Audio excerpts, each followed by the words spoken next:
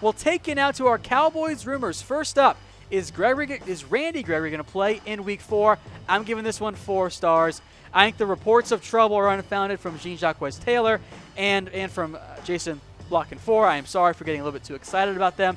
Should have kept it at 1 star at most, never gone to the 2 there. But I fully think that you're going to see Randy Gregory play Week 1 against, by the way, a very, very banged-up Panthers offensive line. Both tackles are out with injuries. Matt Khalil, Darrell Williams are not supposed to play. They already lost 1 guard, plus a guard in free agency. This could be a big week for Gregory and the entire Cowboys defensive line. So let me know, how many sacks will Gregory have this year? Again, I had put the original number at over 4.5. I'm taking the over right now. He looks good. I'm excited. And as of right now, there are no credible reports that anything bad is coming for Gregory. I think he's going to be good to go for the season. Someone who's in a little bit more of a question mark circumstance right now is Travis Frederick back within 8 weeks. That's kind of the assumption by one of the Cowboys, but have not put Frederick on IR. Now, what this means is that he doesn't have to wait 8 weeks, but I'm only going to give it the 2 stars. I think trying to speculate how long we're going to do without Frederick is a little bit unfair, given that it's a Guillain-Barré is a disease that affects everyone differently. It takes longer for some to get back. So the Cowboys have the flexibility to bring him back before that 8-week time frame. Ideally, of course, he is back and he's good to go. I will play it on the cautious side that, yeah, maybe he comes back this year, but let's not assume he gets back in Week 4, Week 5, whatever. Let's play it safe. And I know you guys hate this phrase, but there is no timetable for Travis Frederick's return, so we'll stick there on 2 stars. All right, folks, I am doing my own FanDuel game this week. Here's how you can enter. First off, of course, go to FanDuel.com/chatsports. Get $20 free when you sign up with your first deposit. Then DM me on Twitter, or if you're watching on Facebook, DM it to the Facebook page here. I'm on Twitter at WhatGoingDowney. New users only will get you in for a free game, and then I'll personally give the winner $50, of course. That's if I don't win. So FanDuel.com/chatsports. DM me if you want in, and we'll give $50 away to the winner if it's a full game. All right, next up here, another one that I see every day on social media and in my mentions and all that kind of stuff. Earl Thomas trade, could it happen? I'm going to bump it back down to 1 star because at this point, I don't know if we're actually going to see it because, well, doesn't seem all that likely with the start of the season a few days away. The latest reports are that there is still no traction on an ET trade. And again, as I've said many times, it is not up to Dallas to pick up the phone and call Seattle. The Seahawks know what the Cowboys will offer, and it's a reasonable offer. It's not going to be a first-round pick, by the way. But as of right now, Seattle's the one that says, we're just going to roll with what we got right now. We're not going to trade Earl Thomas. He can hold out. We'll figure it out later. So that's the unfortunate reality right there. There's nothing coming down the pipeline as of right now for a potential Earl Thomas trade. But, hey, things could trade between now and the October NFL trade deadline.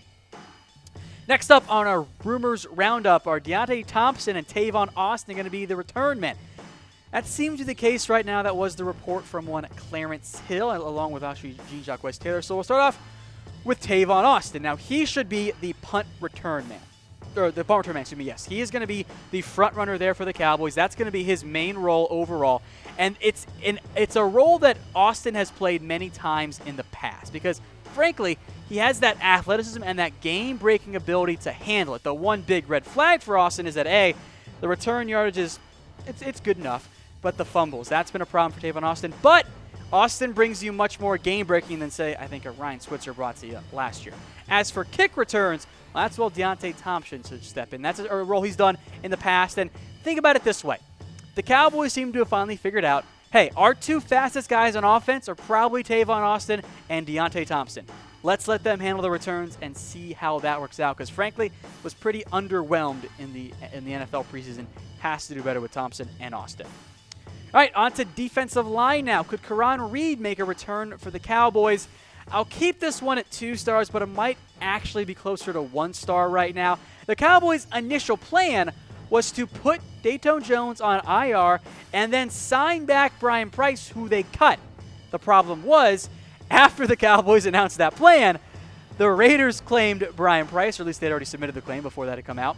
So the Cowboys failed to pull that off. Now, there were some reports that maybe they bring back Reid, who did show some flashes but wasn't in camp long enough to really make that steady impact there. Instead, the Cowboys' current plan is just to keep Dayton Jones on the roster. Hopefully he comes back soon. So in reality, this is your defensive line right now for the Cowboys. You go 9 deep, and we'll call it 8 right now because Dayton Jones is not going to be able to go in week 1. So a little bit thin up front, even thinner by the release of Charles Tapper from the practice squad. So we'll see if that's a little bit too thin for your Dallas Cowboys. All right, one last rumor, Paxton Lynch. Did the Cowboys not want him or even a backup in general? And that's kind of where we're at right now for the Cowboys. So Denver called Dallas about trading for Paxton Lynch. And the Cowboys were like, he's got a lot of guaranteed money, hard pass. And then the Broncos cut Paxton Lynch. And they're like, we like Cooper Rush and Mike White. So despite almost trading up for Paxton Lynch all those years ago, Cowboys didn't want him or Connor Cook this time around. And instead, this is going to be your Cowboys quarterback depth chart, at least for week 1. Dak Prescott, Cooper Rush, and then Mike White. They are not interested, at least as of right now, and things could change if Dak goes down, in adding a new backup. So on a scale of 1 to 10, how worried are you about the backup quarterback spot? I think in reality, it's probably like a 4 or 5 for me, but then if Dak goes down, it becomes a 10, So I'm not going to overly panic right now, but if Dak goes down, season's over. It's not going anywhere for the Cowboys. So maybe that actually makes the scale a little bit higher, at least for me.